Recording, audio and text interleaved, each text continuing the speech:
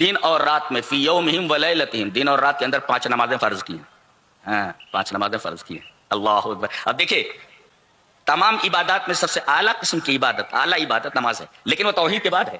اگر آدمی کے پاس توحید نہ ہو تو نماز مقبول نہیں. نماز کیا، علامہ ابن عثیمین رحمہ اللہ نے فرمایا، غور سے یہ نقطہ یاد رکھو، فَكُلُّ عِبَادَةٍ لَا تُبْنَى عَلَى التَّوْحِيدِ فَهِيَ باطِلَةٌ. ابن عثیمین فرماتے ہیں کہ کوئی بھی عبادت ہو اگر اس کی اساس میں توحید نہیں ہے تو ساری کی ساری عبادتیں باطل ہیں. یہ اصول بتایا انہوں نے، فَكُلُّ عِبَادَةٍ لَا تُبْنَى عَلَى التَّوْحِيدِ فَهِيَ باطِلَةٌ.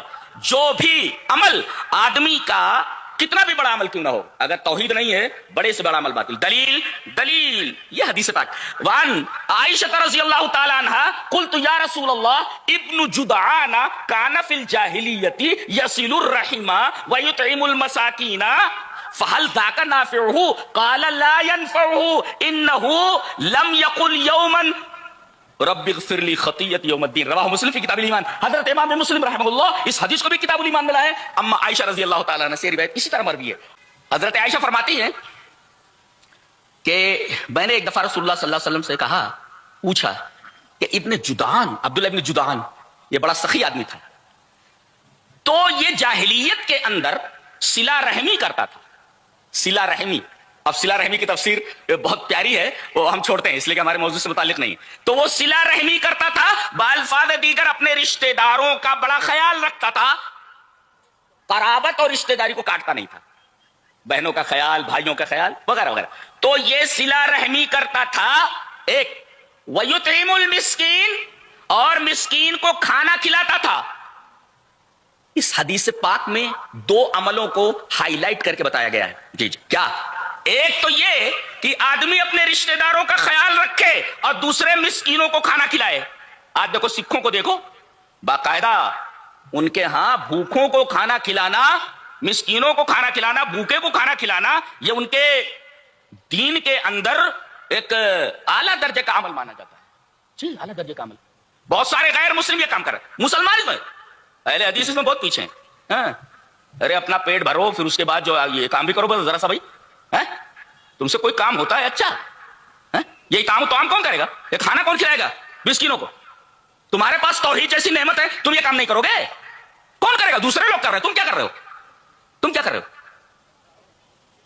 تو یہ آدمی صلہ رحمی کرتا تھا، وَيُطْعِمُ الْمِسْكِينَ، اور مسکینوں کو کھانا کھلاتا تھا. تو اے اللہ کے رسول کیا اس کا اتنا زبردست عمل نافع ہے؟ یہ قیامت کے دن کچھ فائدہ دے گا؟ بھائی صلہ رحمی ایک بہت بڑی عبادت ہے، مسکینوں کو کھانا کھلانا ایک بہت بڑی عبادت ہے.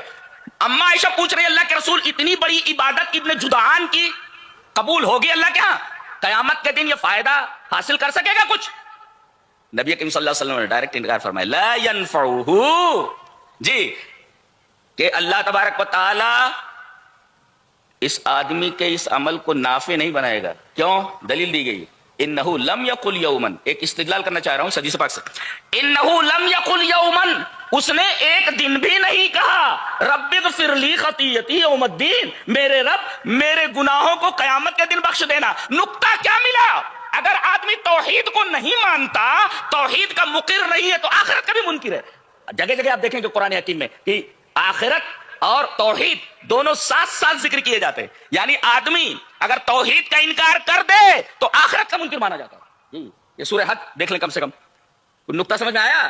اگر کوئی آدمی اللہ کی توحید کا انکار کر دے تو سمجھو وہ آخرت کا بھی منکر ہے.